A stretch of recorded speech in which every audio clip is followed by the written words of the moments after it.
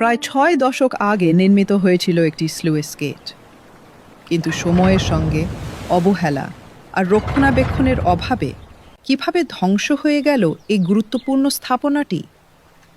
চলুন দেখে নেওয়া যাক তার সম্পূর্ণ ইতিহাস।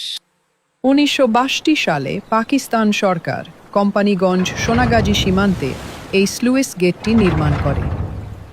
জোয়ারের লবণাক্ত পানি থেকে কৃষিজমি রক্ষা এবং অভ্যন্তরের পানি নিষ্কাশনের জন্য এটি ছিল অত্যন্ত গুরুত্বপূর্ণ একটি অবকাঠামো।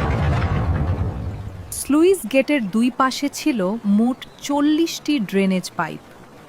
প্রতিটি পাইপের মুখে লাগানো ছিল ভারী গোলাকার লোহার ঢাকনা। ভাটার সময় ভেতরের পানি বেরিয়ে যেত, আর জোয়ারের সময় নদীর পানির চাপে ঢাকনাগুলো ম্যানুয়ালি ভাবে বন্ধ রাখা হতো। ফলে লবণাক্ত জোয়ারের পানি কৃষি জমিতে প্রবেশ করতে পারত না। বছরের পর বছর ধরে স্লুইস গেটটি হাজারো কৃষকের ফসল রক্ষা করেছে, কিন্তু নিয়মিত রক্ষণাবেক্ষণের অভাবে লোহার ঢাকনা ও ড্রেনেজ পাইপে ধীরে ধীরে মরিচা ধরতে শুরু করে। সময়ের সঙ্গে সঙ্গে মরিচা ধরা পাইপ দুর্বল হয়ে পড়ে, কোথাও কোথাও ছোট ছোট ছিদ্র তৈরি হয়। জোয়ারের পানির প্রবল স্রোত সেই দুর্বল অংশ দিয়ে মাটি ধুয়ে নিতে শুরু করে।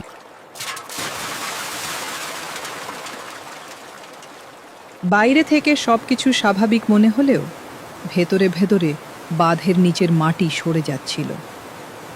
প্রতিটি জোয়ার পরিস্থিতিকে আরও ঝুঁকিপূর্ণ করে তুলছিল। একসময় দুর্বল হয়ে পড়া অংশ আর চাপ সহ্য করতে পারেনি। বাঁধের একাংশ ধসে পড়ে এবং পানির প্রবাহ আরও বেড়ে যায়।